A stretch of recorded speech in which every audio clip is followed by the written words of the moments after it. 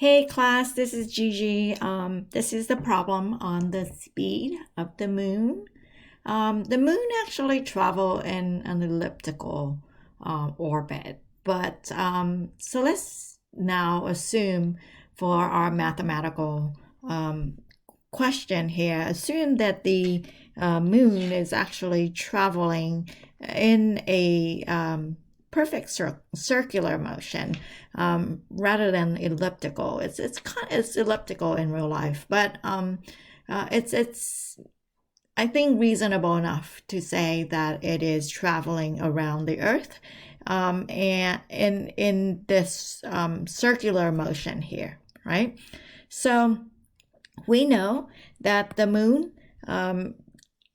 will take 28 days to orbit the Earth. So what that means is that one revolution is 28 days, right? That's what this information is saying. One revolution, meaning it's gonna take 28 days to complete one loop, one round, right? One revolution, that's the word. Okay, now here we are going to assume that the orbital path is circular and the distance from the center of the Earth out to the moon is 384,400 kilometers. Okay, so what that is telling us is that one revolution is the same as the circumference. That's how far the moon had traveled. So if the moon started right here, right, and it traveled one revolution, then it would have traveled the circumference of this orbital path. So one revolution is the same as the circumference of the circle, right? So one revolution is equal to 2 pi times radius, or you would say pi times the diameter. Let's say that because that's what we say in class. Pi times the diameter. The diameter, however, is twice as much as the radius. So it would be pi multiplied by 384,400 times 2, right? That would be the diameter times pi. Now, that is approximately, one revolution is approximately, when you punch that into your calculator, 2412743 kilometers.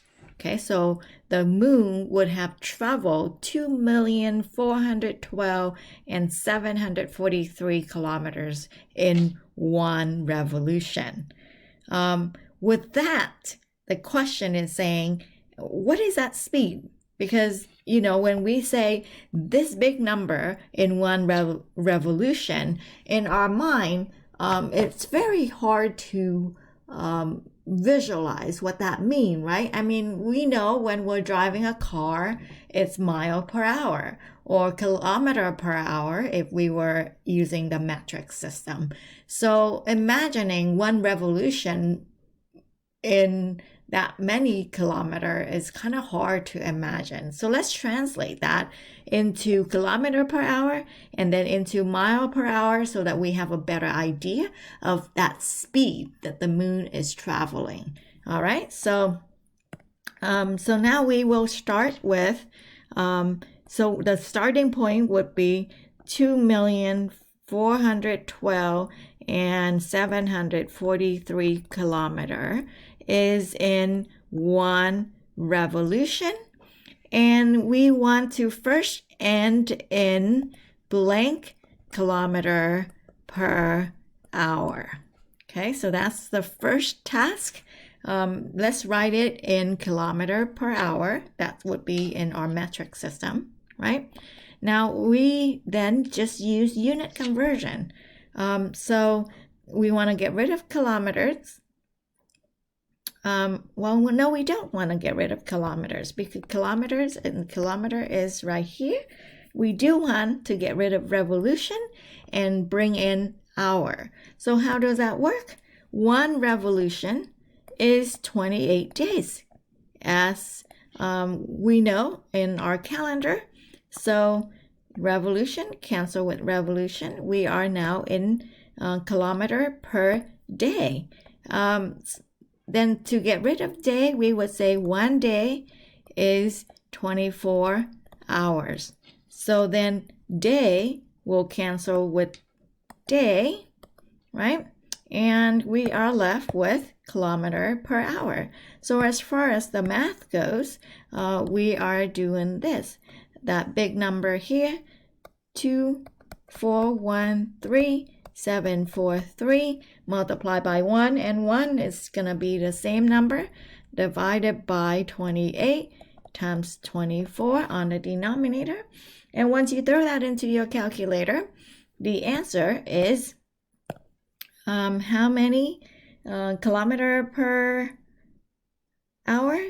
It would be 3,590.4 kilometer per hour.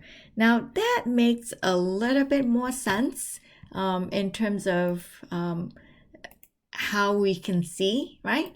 However, we don't use kilometer per hour here in the US. So let's translate that into mile per hour so that we will even have a better idea of what that means. Okay, so here we go. So we are going to go ahead and take that 3,590.4 kilometer per hour and change that into blank mile per hour. Okay, so the hour is already there, so we don't need to change that. However, we want to change kilometers into mile. So what's the relationship? We know 1 kilometer is 1,000 meter. Okay, so you just have to go and use this reference page here and just stack up the units. Okay, so 1 kilometer is 1,000 meters. So we have kilometer, cancel with kilometer, that's gone. The unit that you are in right now is meter per hour. We don't want meter per hour, so we're going to go ahead and get rid of meter. 1 meter is 100 centimeter, and so centimeter is our unit that is on top and hour on the bottom. Why do I want it to go to centimeter? Because the unit that link between the metric system and the US system is 1 inch is 2.54 centimeters. Okay, so that's why I needed to go from kilometer to centimeters. And when I get there, I would say 2.54 centimeter is 1 inch. And then from inch, I can go to feet. And from feet, I will go to miles. So 12 inches is in 1 foot. And then 5,280 feet is in 1 mile. And we can see that the units are working out just fine. Inches cancel with inches, feet cancel with feet. We are left with mile per hour, which is what we wanted here in our ending unit, right? Now, as far as the math goes, we will just take 3590.4 times 1,000 times 100 on the numerator, and we don't need to write the 1 there. On the denominator, you have 2.54 times 12 times 5,280.